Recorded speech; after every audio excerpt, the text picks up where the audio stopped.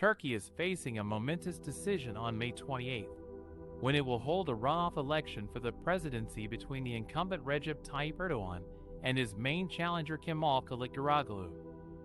The outcome of this vote could have significant implications for the country's economy and financial markets, which have been struggling with multiple challenges in recent years. Turkey's economy has been hit hard by the COVID-19 pandemic, which caused a sharp contraction in 2020 and a slow recovery in 2021. The country has also been dealing with high inflation, which reached 21.3% in April, well above the central bank's target of 5%. The high inflation has eroded the purchasing power of consumers and businesses and increased the cost of borrowing. The Turkish lira has also been under pressure, losing more than 40% of its value against the US dollar since the start of 2020. The currency depreciation has made it more difficult for Turkey to service its large external debt, which amounts to about 60% of its GDP. The currency weakness has also fueled inflation by raising the cost of imports. The political uncertainty surrounding the election has added to the economic woes.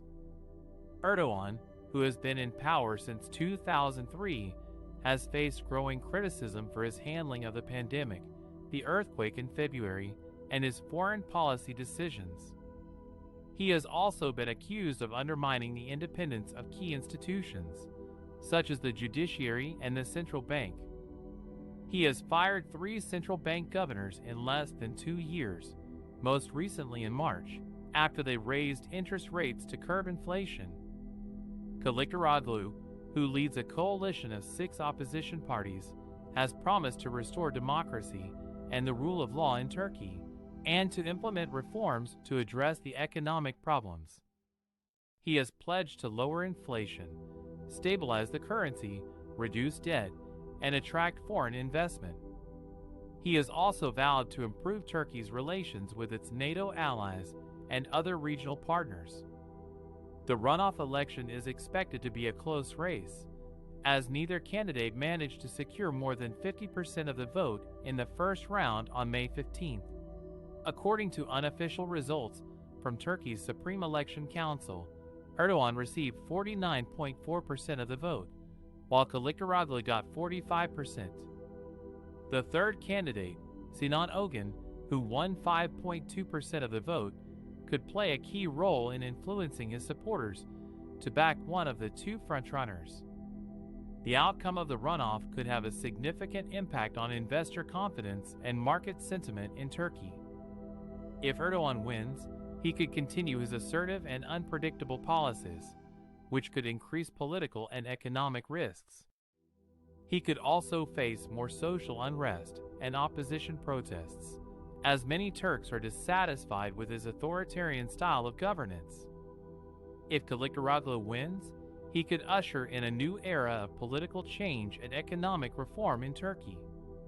He could restore some checks and balances on the executive power and improve transparency and accountability.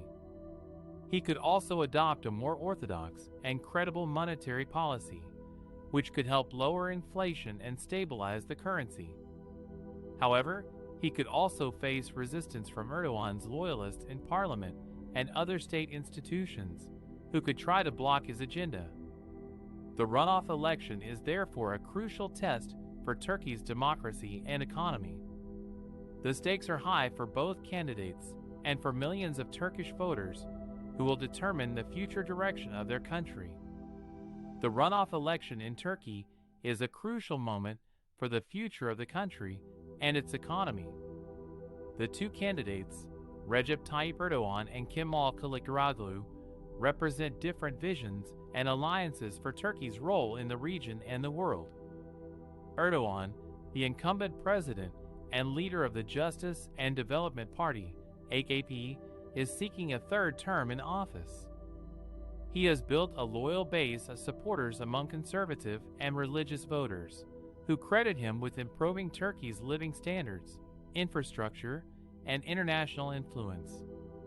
He has also forged a close alliance with the Nationalist Movement Party, MHP, which shares his nationalist and anti-Kurdish agenda.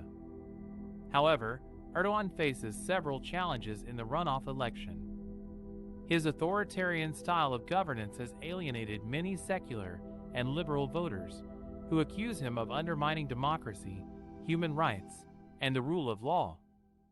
He has also presided over a period of economic turmoil, marked by high inflation, currency depreciation, and rising unemployment. His foreign policy has also been criticized for isolating Turkey from its Western allies and regional partners, and for escalating tensions with Greece, Cyprus, Syria, and Iraq. Kılıçdaroğlu, the leader of the main opposition Republican People's Party, CHP, is hoping to capitalize on Erdogan's weaknesses and offer a viable alternative to the voters. He has presented himself as a champion of democracy, secularism, and social justice, promising to restore the independence of the judiciary, the media, and civil society. He has also pledged to revive Turkey's economy by implementing structural reforms, fighting corruption, and attracting foreign investment. He has also advocated for a more balanced and pragmatic foreign policy that would improve Turkey's relations with the EU, NATO, and its neighbors. Kılıçdaroğlu's main challenge is to overcome the perception that he is weak and ineffective compared to Erdogan. He has also struggled to unify the diverse opposition bloc that supported him in the first round of the election. This bloc includes the pro-Kurdish People's Democratic Party, HDP, which has been targeted by Erdogan's crackdown on Kurdish activists and politicians. It also includes the Good Party, IY, a nationalist party that split from the MHP and opposes Erdogan's alliance with them. Kılıçdaroğlu needs to maintain the support of these parties without alienating his own base or compromising his principles. Both candidates have different strategies to win over the undecided voters, who could tip the balance in the runoff election. Erdogan is relying on his charisma and populist rhetoric to mobilize his loyal supporters and persuade some of the disillusioned AKP voters who abstained or voted for other parties in the first round. He is also trying to portray Kılıçdaroğlu as a puppet of foreign powers and terrorist groups who would endanger Turkey's security and sovereignty. Kılıçdaroğlu is trying to appeal to the moderate and rational voters who are concerned about Turkey's economic and political situation and want a change.